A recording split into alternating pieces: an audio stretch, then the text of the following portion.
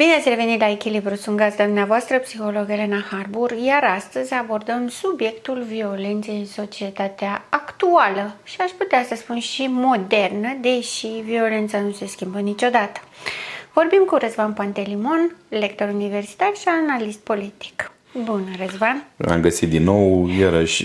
Cred că dacă ne bătem nițel apropo de violență, va fi să intrăm în atmosfera temei, dar glumind mai puțin, într-adevăr este o temă foarte prezentă și este o problemă în primul rând pentru că vedem această violență care coboară din televizoare în viața reală. Capătă de la forma verbală, de la înjurături sau de la nu știu ce urlete, țipete, ajunge în ultima perioadă tot mai mult la viața reală, ajungem la lovituri, inclusiv la elemente care țin de partea penală și ce este ceva este că începe să fie tot mai răspândită, vedem o agresivitate și n-am mai vorbit, cred că la niște emisiuni despre o agresivitate care există în societate, dar care iată că nu se mai refulează doar pe rețelele sociale, iarăși am vorbit și pe tema asta, nu se mai refulează doar, repet, în chestiuni verbale, ci a ajuns o violență fizică tot mai accentuată. Manifestată, directă, care conduce la ucidere. Inclusiv, da, la situații de genul ăsta, da. Pentru că dintr-o joacă, dintr-o joacă, între ghilimele, da, ți-am dat una în cap și sper să nu mori dar vedem inclusiv în rândul tinerilor, copiilor, deci sunt foarte multe situații și bănuiesc că te-ai lovit de ele ca psiholog, sunt foarte multe situații când copiii la vârste tot mai fragede au astfel de ieșiri de violență. Bun, dincolo de că cu toții ne-am mai certat când eram copii, ne mai băteam între noi, ne mai zgâriam pe față, dar deja s-au ajuns la niște chestiuni care deja depășesc și organizate, că asta depășesc un normal al unei copilării până la urmă. Și se vinde, știi că generalizat.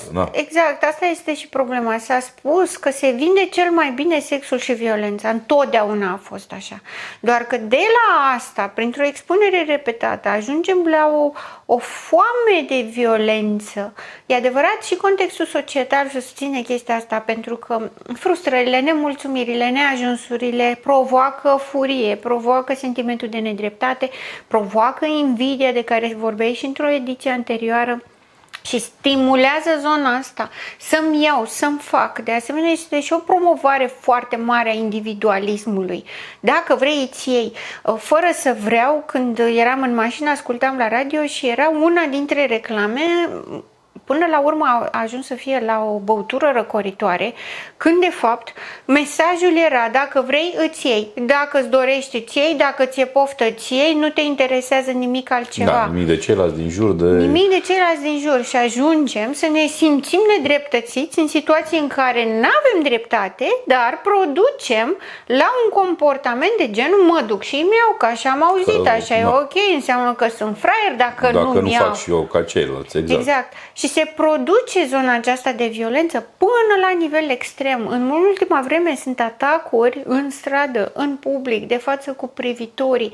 Este un lucru foarte grav și apetența pentru violență a existat și înainte, dar acum doar asta stimulează. Numai asta mai și cred că ajunge într-un fel, e și o suprasaturare, apropo de ce spuneai, la faptul că e stimularea aceasta în media, în rețele, în toată zona asta a violenței și ajunge într-un fel la o suprastimulare și cred că la o amorțire, să spun, în sensul că nu îți mai dai seama, tot având tot mai mult, începi să devii mai puțin empatic, să nu mai realizezi niște lucruri, să nu mai ai niște limite, adică pur și simplu ajungi să nu-ți mai peste, apuci de individualism, care spune mai peste celălalt, am dat una, l-am trântit sau am făcut nu știu ce, sau l-am lovit sau am pocnit, noroc că încă nu avem arme și nu putem să ne împușcăm, dar cu ce ar fi acolo? Și atunci ajunge chestia pe ceva normal, pentru că în ultimii ani și destul de mulți am început să ne obișnuim între ghilimele cu această violență de normalitate. O vezi la televiziuni, da? O vezi, chiar dacă se spune: vai, dar știți că urmează scene cu impact, dar taman pe alea le vezi, sau chestiunile sunt firme tot mai violente, sunt activități, jocuri online tot mai violente și atunci devine o normalitate.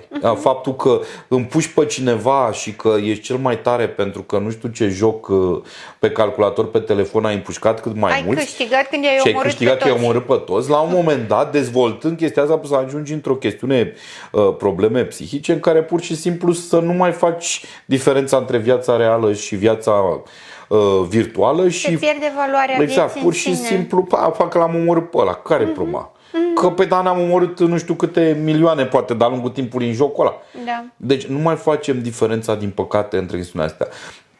De altă parte, și probleme care există în societate și rupturile care există, pe de o parte, ca rezultat al unor evoluții ale societății, dar pe de altă parte sunt și voite, pentru că cred că am mai discutat aici pe tema asta, de-a lungul timpului am avut la nivelul societății, inclusiv de la nivelul liderilor politici, o încercare în asta de ruperea societății, o încercare de crearea a unor diferențieri, unei polarizări a societății, bun, cu scopuri electorale și vedem și ce întâmplă și în campania electorală, de anul ăsta că e un an plin de alegeri.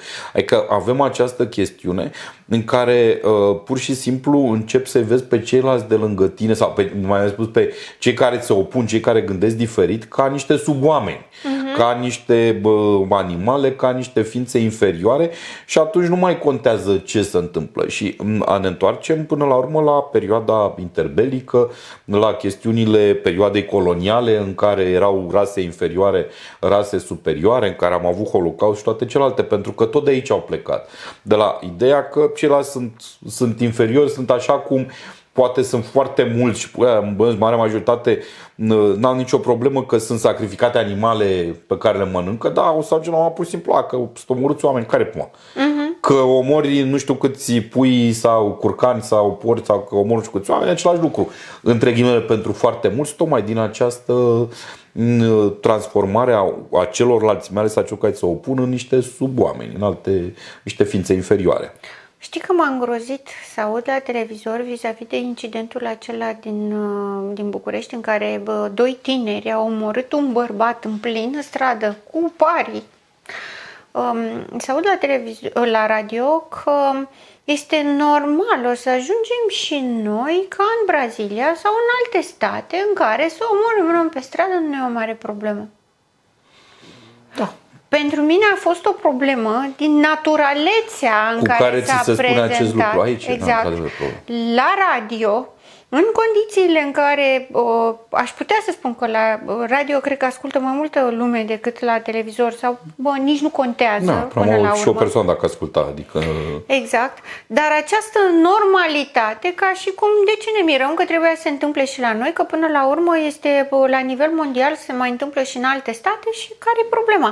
Adică, ce facem? Susținem violența, dincolo de ce ai spus mai devreme, fenomenul prin care ajunge să se producă, că nu mai facem diferențierea, nu mai avem valoarea vieții umane celuilalt, în sine. Până la urmă. Da, ajungi la o situație de acest gen în care pur și simplu, normalizezi astfel de evenimente. Repet, la noi din fericire încă nu există accesul liber la arme, dar mă gândesc și au fost atâtea cazuri de-a lungul timpului, nu în Statele Unite, de acele masacre pe la școli sau când un copil frustrat cu nu știu ce probleme sau că a fost dat afară sau că a luat notă mică sau așa, ia arma tatălui sau poate chiar a lui, da, și se duce și împușcă, nu știu, au fost atâtea masacre la Columbin, la alt. Și atunci o să ajungem să ne spunem și chestia asta, te duci și trimiți copilul la școală, vește și nu știi dacă nu se întâmplă, poate vine un nebun de ăsta pe care l-a picat la un examen sau care a rămas repetent sau a luat nota 4 la nu știu ce teză și se declanșează triggerul ăla că trebuie să mă răzbun sau eventual mai sunt tot felul de challenge-uri din astea, că aici rețele socializare au tot felul de nebunii în care pur și simplu dintr-o joacă, poți să ajungi, du-te și împinge-l pe ăla pe stradă. Și că ia uite, ăla a făcut, tu ai curajul, n-ai curajul, challenge împingi persoane pe stradă, poate pică și te trezești că, Doamne ferește, da, sunt lovituri cauzatoare de moarte, da. deci e chestiune penală. Și atunci, repet, această normalizare a violenței, care începe cu violența verbală, agresivă, ne-am obișnuit... Este și în școli, cu bullying-ul. În școli, bineînțeles. Deci începe în școli, începe pe rețele, pentru că, vedem, în media clasică, televiziune, radio, există organisme de control, CNA-ul, și știm amândoi că lucrăm în zonă și nu poți să, nu poți să ai anumite poziții, nu trebuie promovată violența, etc. etc. În timp ce în zona aceasta a internetului, a rețelelor socializare, nu există acest control. A început, dar foarte timid. Și atunci poți să te trezești că ai o astfel de promovare a violenței în zona rețele care sunt foarte accesate, mai ales de tineri și nu numai, care să ajungă la un moment dat la un rezultat din ăsta în care, repet, să pur și simplu de la niște tâmpeni, la niște challenge-uri din astea stupide, să se întâmple catastrofe. Au fost alea, de multe ori nu să ajungă chiar așa. Mă țin că au fost acele balena albastră și nu mai știu ce, cu spânzuratul, cu copii sau tineri care au murit în urma unor astfel de nebunii făcute pe rețele socializare. Tot ca challenge. Exact. Și înainte de balena albastră a fost cultul sau mitul mitului cu sinuciderile în grupuri, în mase, a fost cultul emo, adică...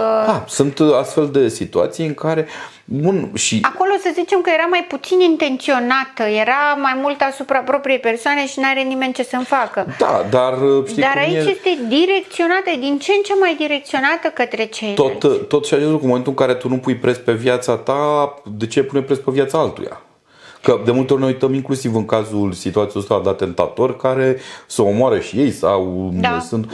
Deci până la urmă, atâta timp cât nu pui preț pe viața ta, nu pui nici pe a celorlalți. Și te trezești sau ne trezim în societate cu astfel de situații. Da, cu astfel de situații și vedem că se încurajează violența asta. Exact. Deci e un comportament care la un moment dat apare, ești mecher dacă faci sau dacă ești agresiv. Exact. Uitați-vă în trafic. Că nu trebuie să te duci în niște chestiuni banale, în trafic sau stai la o coadă la un supermarket. O coadă din asta, nu cred că s-a întâmplat toată să nu vezi un scandal că mi-ai luat-o înainte, că mi-ai luat căruciorul peste picioare, că te bat în fața mea, că deci niște chestiuni asta, avem refulările astea, frustrările, să fiu primul, să iau la înainte, să fac nu știu ce. Și din asta se naște o agresivitate care duce la violență și care duce la nenorociri până la urmă. Mă bucur că ai dat exemplul acesta în mod special, pentru că este ceva ce se poate întâmpla oricui. Pentru că, în general, când auzim de chestii de genul ăsta, majoritatea reacțiilor sunt să fie la ei, să nu vină la noi. Nu ni se poate întâmpla. Noi suntem oameni cu minți, decenți, în banca noastră și nu ni se poate întâmpla. Problema reală este că exact așa se întâmplă. Că noi avem mult timp chestiunea asta de violență, mai ales violența fizică. A făcut ceva sau s-au certat înainte sau au fost, deci nu știu, s-a răzbunat sau crime pasionale. Știm că astea au fost dintotdeauna. Însă acum observăm că sunt situații inclusiv din nimic. Exact. Pur și simplu te cerți pe stradă sau am văzut atâtea cazuri de violență în care au oprit mașina că nu știu ce s-au șicanat în trafic, s-au dat jos și au început să bată, să își dea cu pumn picioare răni ce mai aveau prin mașină. Și poți să ajungi oricând la astfel de catastrofe. Au fost situații, nu știu, cu pietonii, că de ce nu te miști mai repede, s-a dat jos sau la bătaie cu pietonul. Sau tot felul de astfel de situații. Apropo și de pietoni, pentru că cea mai mare dilemă și lucru care pe mine oarecum m-a revoltat tot din feedback, s-a pus întrebarea: de ce poți să omori un om în mijlocul străzii cu o grămadă de privitori și nimeni să nu facă nimic? Și aici feedback-urile au fost revoltătoare pentru mine. Dar de ce să mă bag? Dar nu e treaba. Dar de ce să mă bag? Da, sigur a făcut ceva de-l bate, dar nu mă bag că nu vreau să mănânc și eu bătaie. Dar cum adică să te bagi? De ce să mă bag eu? Cine sunt eu? Și dacă mă băgam eu, muream și eu ca celălalt. Aș tinde să zic că e vorba despre o frică, dar nu este doar frică. Este o lipsă de empatie. Lipsă de empatie, lipsă de implicare, lipsă de asumare a societății. Am început să pierdem spiritul ăsta de comunitate, de a fi împreună. Uite ce se întâmplă cazurile de violență în familie, în care toată lumea știe în violența asupra femeii, asupra copiilor și nimeni nu spune nimic, dar aia lasă că poate știe de ce se întâmplă nu știu ce și ajungem la tragedii și au fost atâtea de femei omorâte sau copii bătuți de părinți, pentru că nu se acționează, da? Nu pot să mă bag eu în familia lor, trebuie să vă pătrățica dar nu mai știu, acum asta este individualism. câteva luni, un om care a căzut undeva, am terminat, cred că în zona Timișoara, dar să nu greșesc, care căzuse pe stradă, a avut o problemă în mijlocul străzii și erau mașinile, că asta a fost într-adevăr lucru cel mai revoltător, cu mașinile treceau, locoleau, ca pe un animal, nu știu, și un câine, până la urmă, dacă îl vezi în mijlocul străzii sau o pisică, o presă. Măcar să vezi ce se întâmplă. Erau pur și simplu ocoleau, că o fi beat, sau dacă vezi o persoană că stă pe e un bețiv, poate să fie și așa, dar dacă persoana îți face rău, ne gândim că oricând putem, oricare dintre noi să fim în situația asta, exact ce spui, mie nu o să mi se întâmple, nu știi ce se întâmplă, exact, da? Sunt atâtea situații de persoane sănătoase, au probleme și dacă eu nu mă bag, nu mă interesează, eu nu fac nimic, să fac alții, da? Sau eventual stăm și filmăm ca să punem pe rețele să iată exact. ce Eu cool sunt primul când care l-am a văzut pe ăla. filmat, eu am exact scena, exact momentul. Și atunci, în loc să dezvolți spiritul ăsta de empatie, de a spăsa de celălalt, noi începem acea polarizare și ajungem nu doar în polarizare între grupuri de societate, vreau la un moment dat și de săraci, bogați, dar sunt toate nebunile astea, toată polarizarea în societate, dar ajungem și noi între noi pur și simplu să ne urâm până la, sau nu neapărat să ne urâm, să ne mai pese unii de alții. Da. Deci la nivel individual. Și atunci, oricând, repet, trebuie să ne gândim, pot să fiu într-o astfel de situație. Exact, dacă mi se întâmpla mie. Mi-ar conveni ca tu, în o situație de asta, pur și simplu un nebun mă cercă, nu știu, de ce nu mergi mai repede pe stradă și să dă jos la mine cu o bâtă? N-aș vrea să vină și alți oameni care să sară pe respectivul? Tocmai, pentru ca să oprească, pentru că de altfel a existat și întrebarea, cine a fost de vină că s-a întâmplat așa? Poliția că nu are patrule, spiritul civic că n-a intervenit, cine e de vină pentru tot incidentul în sine?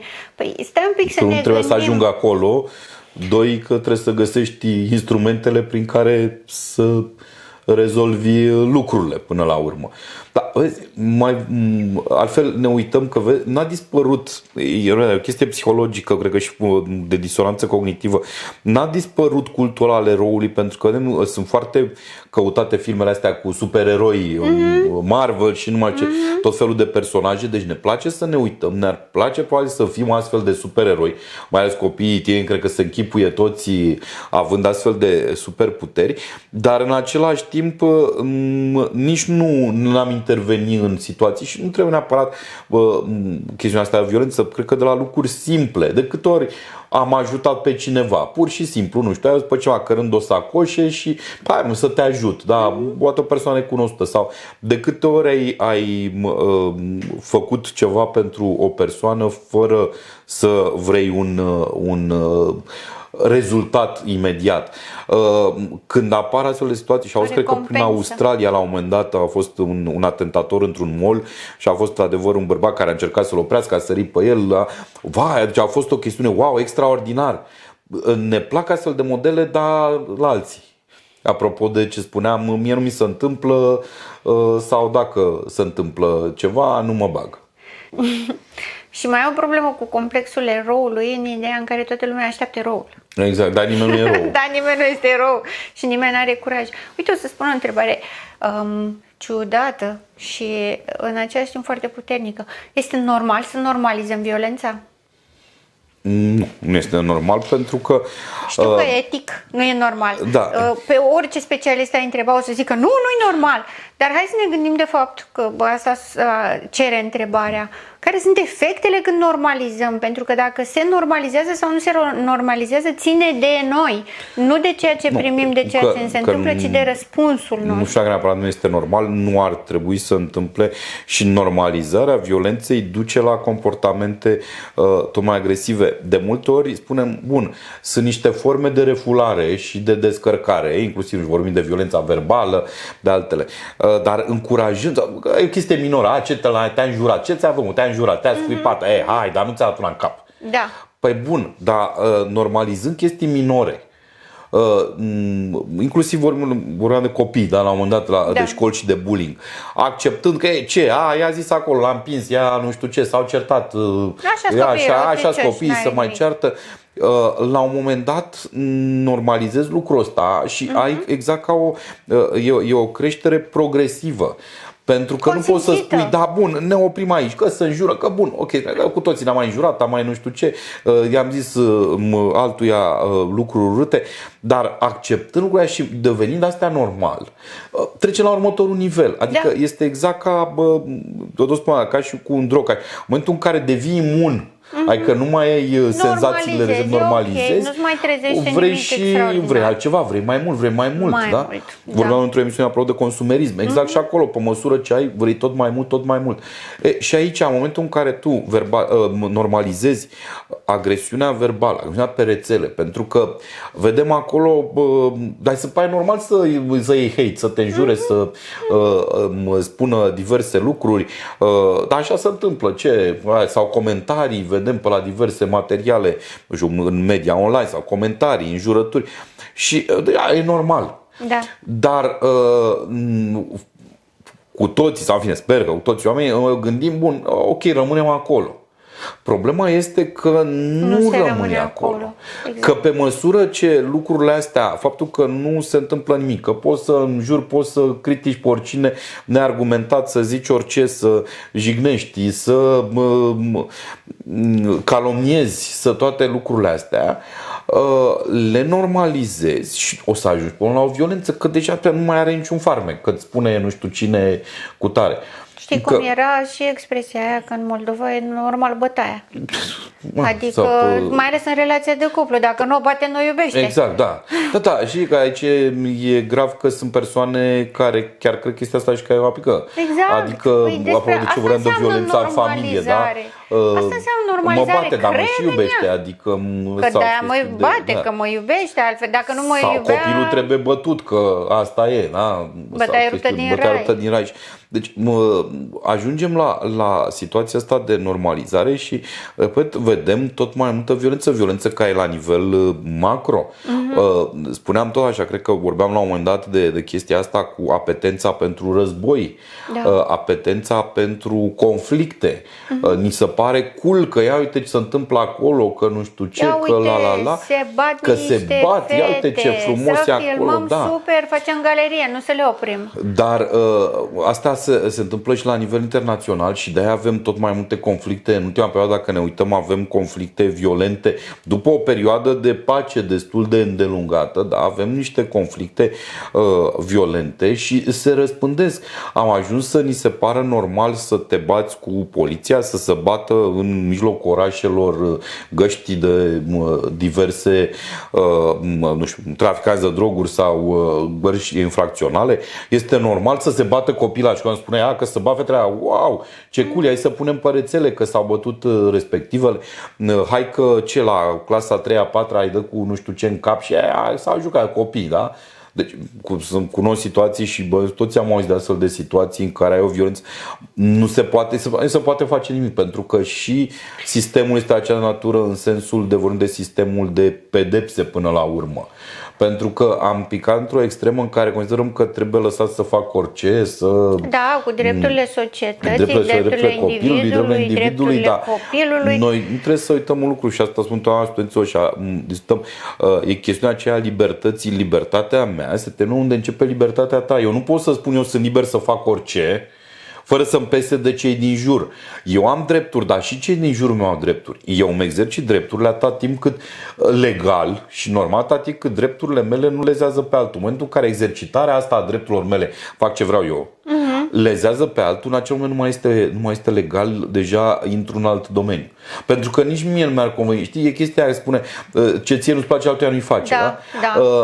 De multe ori noi și partea asta de lege, că tot ai vorbit de ea, nu este făcută aiurea, pentru că în contextul unei libertăți tot absolute ajungem la o anarhie, la un haos în ajungem la haos, exact. Și mai mult decât atât avem senzația că legile și tot ce a fost stabilit sunt derizorii în primul rând și în al doilea rând prea limitative, prea înguste.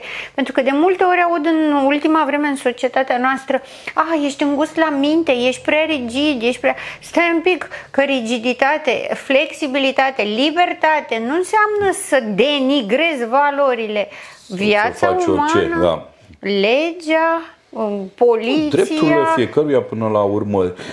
Știi, auzeam la Atena apropo de radio că spuneai, era o discuție la emisiune legată de chestiunea aia cu depășirea vitezei, că e viteza de 50 de km, dar poți depășești cu până cu 9, cu nu știu ce, și că ești fraier dacă respecti sau nu știu ce. Și atunci ideea este următoarea: în momentul în care tu accepti, da, într-adevăr, nu e nimeni, nu e radar, hai că depășesc viteza. Nu e o problemă că am băut o bere și mă urc la volan, sau am băut un pahar de vin și mă urc la volan, că nu mi se întâmplă nimic. Mâine dacă nu mi s-a întâmplat nimic, beau 2 pahare. Peste 3 zile mai iau și un drog, că se poate. Și ajungem la tragedii precum cea de la Vama Veche și aia care au tot apărut în societate. Adică e chestiunea aceasta incrementală, pe măsură ce vezi că se poate. De aici este și violența asta, nu neapărat încurajată, dar în momentul în care violența asta rămâne nepedepsită, între ghilimele, pedepsești, cu ghilimele, nu neapărat să bagi la pușcărie, dar vorbim de o formă, exact, o susții. Și atunci aici discutăm de copii și cu bullying-ul, în momentul în care nu ai instrumentele, că nu mai sunt instrumentele de a combate chestiunea asta decât discuții, chem părinții, dacă părinții, știu caz concret, copil care mă face bullying tuturor din clasă, cu violență, cu lovit, sunt chemați părinții de nu știu timp, nu vin părinții, refuză să vină, nu e adevărat, copilul meu nu face așa ceva, nu cred, n-ai ce să faci, nu poți decât scăzu nota și dacă scăzu nota ce la purtare. Nu poți să-l trimiți acasă, nu poți să-l dai afară din școală, că dacă pățește ceva e vina profesorului, dirigintelui sau care o mai fi.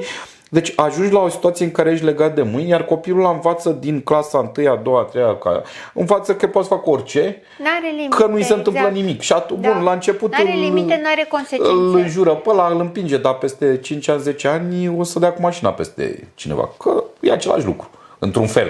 Dacă el a fost învățat așa. Pentru că se poate, pentru că limitele nu contează, pentru că legile sunt făcute să fie încălcate și regulile. Am auzit asta, nu odată, de foarte multe ori. Dacă merge, mă descurc eu. Ca atare, ca să concluzionăm la discuția noastră de astăzi, adevărul este că dacă vrem pace trebuie să ne merităm și trebuie să facem ceva în sensul ăsta, că doar să așteptăm să ne facă altcineva, să ne plângem că altcineva nu ne face și să fim atât de supărați că altcineva nu face pentru noi încât să creăm noi haos la urmă, și violență. Respectarea regulilor și a legii începe cu fiecare dintre noi. Exact. Adică dacă eu nu respect legea, nu pot să-i cer celuilalt să respecte legea sau regulile. Nu este cool să încalci regulile, ci dimpotrivă, cred că este mai cool și mai bine să respecti regulile, adică ai mai multă valoare dacă respecti regulile decât dacă le încalci. Da, din păcate se promovează cu totul alte modele. Dar trebuie să știm că dacă se întâmplă ceva rău, este vina noastră a tuturor, dacă se întâmplă ceva bun, este datoria noastră și beneficiul nostru totodată. Deci, ne alegem ce se întâmplă, bune, rele, suntem responsabili de ele și suntem responsabili și de ceea ce se va întâmpla de aici pe viitor. Deci, dacă vrem o schimbare, trebuie să ne o facem singuri. Mulțumesc foarte mult, Răzvan. Vă mulțumesc și dumneavoastră că ați fost astăzi alături de noi și până data viitoare rămâneți în echilibru.